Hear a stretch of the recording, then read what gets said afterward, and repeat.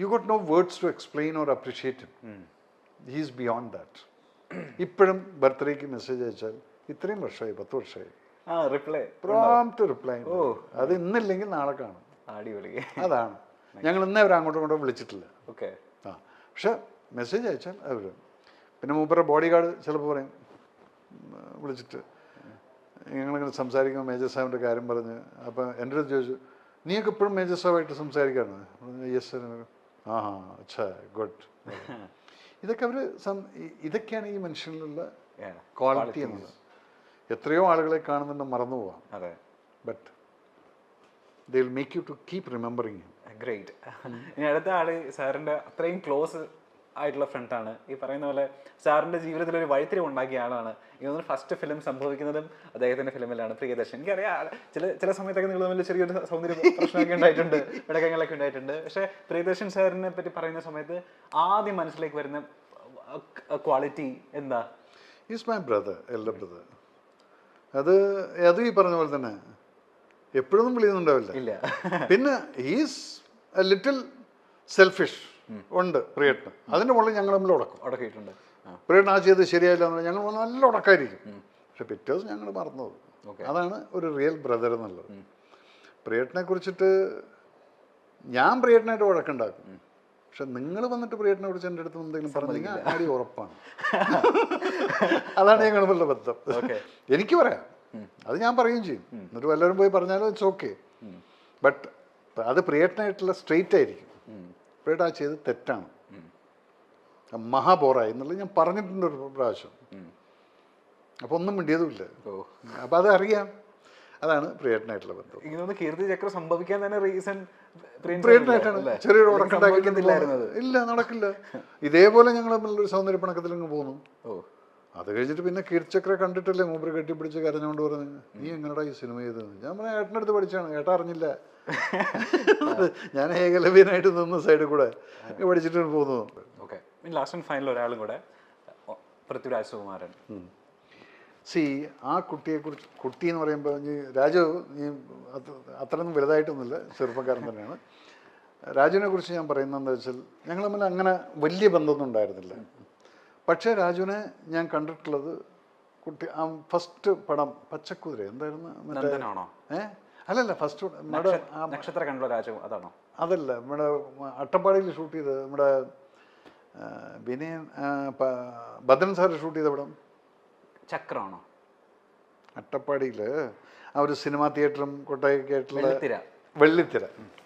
ആ ഷൂട്ട് ചെയ്യുമ്പോൾ ഞാൻ അവിടെ ആ വഴിക്കൊക്കെ പോയിട്ട് ഇങ്ങനെ കണ്ടിട്ടൊക്കെ ഉണ്ട്. രാജുവിനെ അറിയാം, മല്ലിക ചേച്ചിനെ അറിയാം. പിന്നെ ഇന്ദ്രജിത്തായിട്ട്, പിന്നെ അതുപോലെ തന്നെ നമ്മൾ ഇന്ദ്രജിത്തായിട്ട് പടം ചെയ്തിട്ടുണ്ട്. ഇങ്ങനെയൊക്കെയുള്ളൊരു ബന്ധമുള്ളൂ. പക്ഷെ രാജുവിനെ ഞാൻ കാണുന്നത്, കേട്ടതും, പിന്നെ ഇതിൽ അനാർക്കലി എന്ന പടം എല്ലാം കഴിഞ്ഞിട്ട് നമ്മൾ പടം ചെയ്യുന്ന സമയത്ത് കഥ പറഞ്ഞു.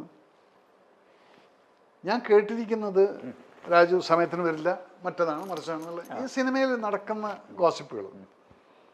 പക്ഷെ ഞാനവിടെ -20 7 മണിക്ക് സമയം കൊടുത്തപ്പം രാജു എൻ്റെ മുമ്പിൽ വന്നിരിക്കുകയാണ് 6:55. ഞാൻ ബെഡ്റൂമിൽ നിന്ന് പുറത്തേക്ക് വരുമ്പോൾ ആ ഹാളിൽ രാജു ഇരിക്കുന്നു, യൂണിഫോം ഇട്ടുകൊണ്ട്. ഞാൻ പറഞ്ഞ ഇരുട്ടാണ്, വെളിച്ചമായിട്ട് മുടില്ല. ഞങ്ങളവിടെ ലൊക്കേഷൻ എത്തുമ്പോഴേ ഒന്ന് വെളിച്ചം വരുള്ളൂ, സ്നോഫോൾ ഉണ്ട്. അപ്പം അവിടെ കണ്ടിരിക്കുന്നത് നിങ്ങൾ പറയുന്ന രാജു അല്ല അത്.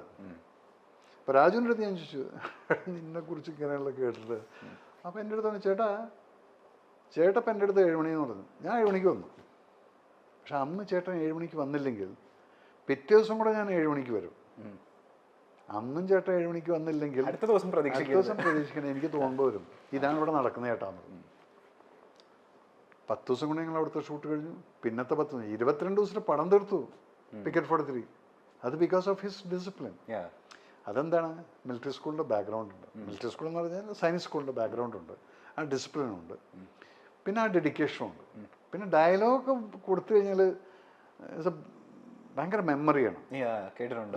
4 പേജൊക്കെ കൊടുത്തു കഴിഞ്ഞാൽ ബ്ലാക്ക് എന്ന് പറഞ്ഞാൽ നമ്മൾ എങ്ങനെ എനിക്കറിയില്ല അതൊരു അത് ക്ലീനായിട്ട് തന്നെ പറഞ്ഞു പോകും. അപ്പം എന്താ ടൈം വേസ്റ്റ് ഇല്ല. Is a very professional guy. He has to go to high. ഇനി സർ ഇന്റർവ്യൂ അവസാനിപ്പിക്കുന്നതിന് മുൻപ് ഒരു കാര്യം, ഒരു അനാവശ്യ ക്യൂരിയോസിറ്റിയുടെ പുറത്ത് മാത്രം ചോദിക്കുന്നത്, എനിക്കറിയാം ഈ ചെറുപ്പം തൊട്ടേ ഈ മിലിറ്ററി യൂണിഫോമിനോടൊക്കെ ഭയങ്കര അഭിനിവേശമുള്ള ഒരാളായിരുന്നു. മിലിറ്ററി ഫാമിലിയിൽ നിന്ന് വരുന്ന ഒരുപാട് പേര് പട്ടാളക്കാർ. അപ്പോൾ അന്നോട്ടേ പട്ടാളം എന്ന് പറയുന്ന ജോലി, മിലിറ്ററി ജോബ് അത്രയും സ്വപ്നം കണ്ട് നടന്നിരുന്ന ഒരാളാണെന്ന് എനിക്കറിയാം. പക്ഷെ എപ്പോഴെങ്കിലും ഇപ്പം എൻ്റെ മുൻപിലിരിക്കുന്നതും ആ കരിയറിൽ നിന്ന് തുടങ്ങിയതുകൊണ്ടാണെന്ന് എനിക്കറിയാം, എപ്പോഴെങ്കിലും ചിന്തിച്ചിട്ടുണ്ടോ ആ കരിയർ അല്ലായിരുന്നു എന്നുണ്ടെങ്കിൽ, ഞാനൊരു മിലിറ്ററി ഓഫീസർ അല്ലായിരുന്നെങ്കിൽ ജീവിതം എങ്ങനെ പോയേനെ എന്ന് ചുമ്മാതെങ്കിലും എപ്പോഴെങ്കിലും ഒഴിവ് സമയത്ത് ചിന്തിച്ചിട്ടുണ്ടോ? ഞാൻ അവിടെ ബിക്കം ദാവൂദ് ഇബ്രാഹിമായിട്ട് പോയിരുന്നു. ആണോ? അതെന്താണെന്ന് വെച്ചാൽ അങ്ങനെ ഒരു സംഭവം ഉണ്ടായി. ഞാൻ കരീം ലാല എന്ന് പറയുന്ന ഏറ്റവും വലിയൊരു സ്മഗ്ലർ, അദ്ദേഹത്തിനുമായിട്ട് ഞാനൊരു എൻകൗണ്ടർ ഉണ്ടായിട്ടുണ്ട്. അത് ഞാൻ ഹോട്ടലിൽ ജോലിക്ക് നിൽക്കുന്ന സമയത്ത്, എൻ്റെ അമ്മാവൻ്റെ ഹോട്ടലിൽ ജോലി നിൽക്കുന്ന സമയത്ത്, ഇയാളും കുറച്ച് ഗ്യാങ് കൂടെ ചാപ്പാട് കഴിക്കാൻ വന്ന് അവർ ചാപ്പാട് കഴിച്ചിട്ട് പോകുന്ന സമയത്ത് പൈസ തരാത്തതിന് ഞാൻ ആ പിറകെ പോകുന്നതിന് കൗണ്ടറിൽ പിടിച്ചു. അപ്പം അന്ന് എൻ്റെ വെയിറ്റ് ഒരു 50 കിലോ ഒക്കെ കാണുമായിരിക്കും, അത്രയേ ഉള്ളൂ, ഒരു ഞരമ്പ് പോലെ സാധനം. പക്ഷെ അത് പിടിച്ചിട്ടായാലും അപ്പോഴത്തേക്കും ഹോട്ടലുകാരെല്ലാം വന്നിട്ട് ബഹളായി. പിന്നെ കുറച്ച് കഴിഞ്ഞപ്പോൾ ഈ മനുഷ്യൻ തിരിച്ചു വന്നു. ആ മനുഷ്യനെ പിന്നീട് ഞാൻ റെക്കഗ്നൈസ് ചെയ്യുന്നത്, അന്ന് ആരും പറഞ്ഞില്ല. അത് കഴിഞ്ഞിട്ട് അങ്ങ് പോയി. പിന്നീട് എമർജൻസി സമയത്ത് 75 ഞാൻ പട്ടാളത്തിൽ റിക്രൂട്ട്മെന്റ് ട്രെയിനിങ് ചെയ്തുകൊണ്ടിരിക്കുന്ന സമയത്ത് അവിടെ ഫോട്ടോ കണ്ട് കരീം ലാല അറസ്റ്റ് എടുത്തു. നമ്മൾ ഈ മനുഷ്യൻ ഞാൻ എവിടെ കണ്ടിട്ടുണ്ടല്ലോ അന്ന് ഒരു കൊല്ലം മുമ്പേ കണ്ടതാണ്. അപ്പം ആ അമ്മാമൻ കരീം ലാലനെ അറിയാം. ഇവർ ഒരുമിച്ചിട്ട് വന്നിട്ടുള്ളതാണ് ബോംബെയിലേക്ക്. അങ്ങനെ അമ്മാവൻ ഹോട്ടലായി, ഇവര് ടാക്സിയും സ്മഗ്ലിങ്ങും ആയിട്ടുള്ളത്, അങ്ങനെ പല വരദരാജമല ഈ ഒരു ഗ്യാങ് ഉണ്ടായിരുന്നു. അപ്പം അമ്മാവൻ എപ്പോഴും പറയാം, നീ വിഷമിക്കിട്ടാ, നിന്നെ ഞാൻ ദുബായിലേക്ക് പറഞ്ഞേക്കാന്ന്, പട്ടാളത്തിൽ ഇല്ലെങ്കിലും. 18 വയസ്സാവട്ടായിരുന്നു. പക്ഷെ 17 വയസ്സിൽ ഞാൻ ഇങ്ങോട്ട് പോന്നു. അതില്ലായിരുന്നെങ്കിൽ ഇപ്പം ഈ ചോദിച്ച പോലെ ഞാൻ അവിടെ പോയിരുന്നെങ്കിൽ ഒരു ദാവൂദ് ഇബ്രാഹിം ഉണ്ടാവില്ലായിരുന്നു, ദാവൂദ് ഉണ്ടാവില്ലായിരുന്നു. അപ്പം ഇതൊക്കെയാണ് നമ്മുടെ തലയിലെഴുത്തെന്ന് പറയുന്നത്. ലാസ്റ്റ് ആൻഡ് ഫൈനൽ എന്നാണ് ഒരു മേജർ റിവീൽ ലാലേട്ടൻ സിനിമയിൽ നമ്മൾ അത് ഇത് തന്നെ പറഞ്ഞു. ഇപ്പം ഒരു പടം നമ്മൾ ഓൾമോസ്റ്റ് ഫൈനലൈസ് ആക്കിയതാണ്. അത് വിജേന്ദ്ര പ്രസാദ് എന്ന് പറയുന്ന വ്യക്തിയാണ് കഥ തരാമെന്ന് പറഞ്ഞതും കഥ കേട്ടതും. ഞാൻ ലാലേട്ടന് ഫൈനലി അഡ്വാൻസ് കൊടുക്കാൻ പോകുന്നതിന് മുന്നേ വിജേന്ദ്ര പ്രസാദ് സാറിൻ്റെ അടുത്ത് പോയിട്ട് കഥ ഞാൻ പറഞ്ഞു, എനിക്കത് 1 ലൈനായിട്ട് പേപ്പറിൽ തരണം എന്ന് പറഞ്ഞു. അപ്പം ഇല്ല, അന്നൊക്കെ ചൊല്ലുന്നത് അതുതാൻ കഥ, അപ്പോൾ എവിടെ എഴുതി, അത് നീങ്ക എഴുതണം എന്ന് പറഞ്ഞു, എൻ്റെ അടുത്ത് എഴുതണം. അപ്പം ഞാൻ പറഞ്ഞു, സാർ എന്താ ചെയ്യാന്ന് ചോദിച്ചു. ഇല്ല, ഇതിനാണ് സാർ ഈ 1.5 കോടി വാങ്ങിച്ചിരിക്കുന്നത് ചോദിച്ചു. ഞാൻ മൊത്തം വയ്ക്കുകയും ചോദിച്ചു. ഈ ഒരു മണ്ടത്തരം വിളിച്ചു പറയുന്നതിന് ഇത് 30 ആൾക്കാരെ കൊല്ലുന്ന മോഹൻലാലിൻ്റെ വില്ലൻ ആര്, അതില്ല. ഇങ്ങനെ ഞാനും അങ്ങേരുമായിട്ട് അടിച്ച് പിരിഞ്ച്. ഞാൻ പറയും നോ വേ. കാരണം ഇനി ഞാൻ മോഹൻലാലിനെ വെച്ചിട്ടൊരു പടം ചെയ്യുകയാണെങ്കിൽ എനിക്ക് കൺവിൻസ് ആയിട്ട് yes this can be A hit എന്ന് പറയുമ്പോൾ മാത്രമാണ് ഞാൻ ചെയ്യുക. അങ്ങനെയാണ് വിജയേന്ദ്ര സാറിൻ്റെ അടുത്ത് പോയത്, കിട്ടിയതും. പക്ഷെ അവർ എഴുതാൻ തയ്യാറല്ല. ഒരു ലൈൻ പറഞ്ഞിട്ട് അതിന് 1.5 കോടിയും വാങ്ങിച്ചിട്ട് ഈ പേരും വെച്ചുകൊണ്ടിരിക്കുന്നു എന്ന് പറഞ്ഞാൽ you do that's, you keep your respect, let me keep my respect എന്ന് പറഞ്ഞു.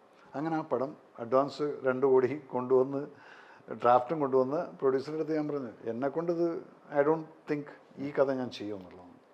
അങ്ങനെ അവിടെ തിരിച്ച് പറഞ്ഞയച്ചു. ഏതായാലും സ്ലോട്ട് അവിടെ ഉണ്ട്. ഒരു നല്ലൊരു കഥ വരാൻ വേണ്ടി കാത്തിരിക്കാം. യോഗം ഉണ്ടെങ്കിൽ അത് നടക്കും.